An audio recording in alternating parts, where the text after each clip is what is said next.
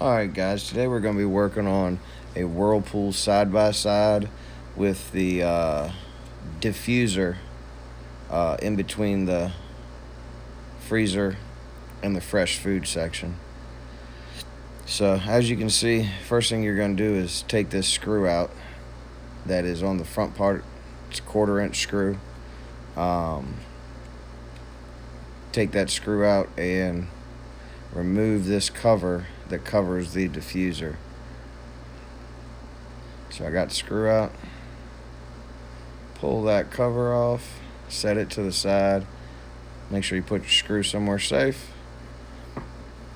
and then what you're going to do after that is you're going to reach in, you're going to unplug it. You're going to see one plug, just unplug that plug, and now your diffuser is unplugged. Now what you're going to do is you're going to go over to the freezer side, and if you look right behind the ice maker, there's a ducting that blows ice or blows water up to your ice maker. There's 2 1/4 inch screws in that ducting, and you're going to take that out and slide that ducting out of the way, and I'll show you why in a second as soon as I get these screws out. But it's 2 screws, 2 1/4 inch. You'll notice all those ice droplets all over the place. Those are from me actually zip tying the old diffuser open. It was overcooling, but I'd rather it overcool till I got back. I had to order the part. I'd rather it overcool than undercool. So I got the screws out. I'm sliding the damper out of the way now.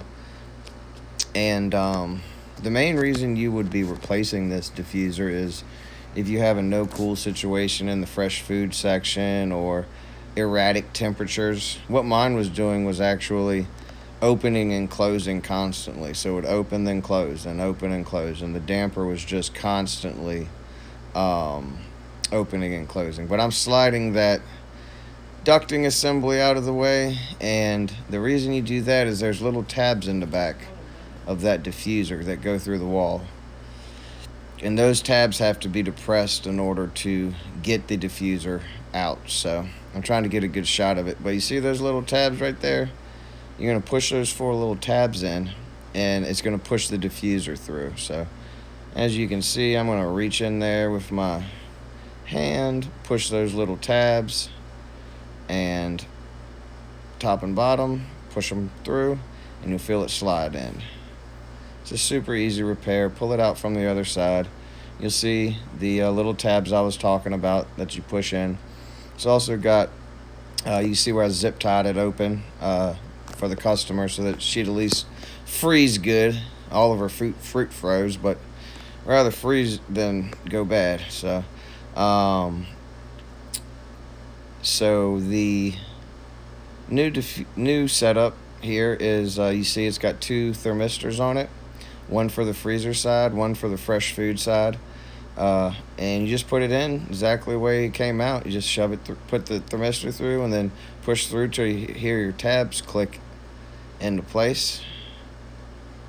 So you push it on in, hear those tabs click, and then plug in your plug there, plug and play, nice and easy. And then what you're going to want to do is grab your cover, and this little slot right here that I'm pointing at is actually where your fresh food thermistor goes.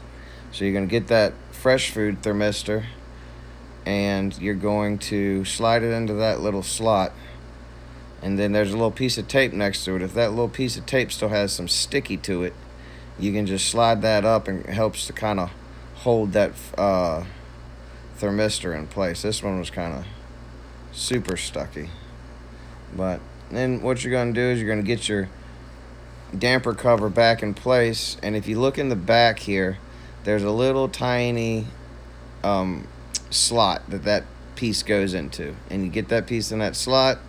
Make sure your damper is straight. Mine was a little crooked, but I straightened it up, and then just put your screw back in. Like I said before, it's a 1/4 inch screw. I use these long handled 1/4 inch drivers. I like them because they can get into like nice tight spots, but sell them at my supply house. Get that screw in, then just go back to the other side, get your other screws in.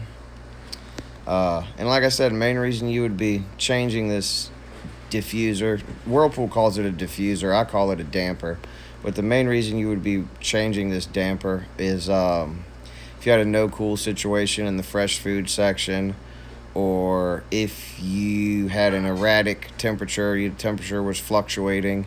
Lots of different reasons. Mine was actually opening and closing, but I'm trying to get this ducting back in straight. It wasn't quite pushed back enough, so I had to reposition it, and I'm holding the flapper. I know it comes off, but I was kind of being lazy. But getting that back in, getting my 2 screws back in, it's a super easy job. So you're seeing the whole thing. There's no pausing in this video from start to finish. So get your screws back into your ducting, and make sure that that is secured properly. And that's basically it for the most part. I mean, everything is done. This is a Whiskey w10899382 damper. I do not stock this damper, but they have them in stock at my supply house. And I'm putting my hand back there. I can feel a good airflow. The damper's opened. It's a motorized damper, obviously. And as you can see, I can't light my lighter because the airflow is so strong. So that's a good sign. You can see the lighter trying to light, but it doesn't. So that's it, guys. Hope you enjoyed the video. I know it's simple, but trying to pump out some more content. Thanks for watching. Like, comment, subscribe.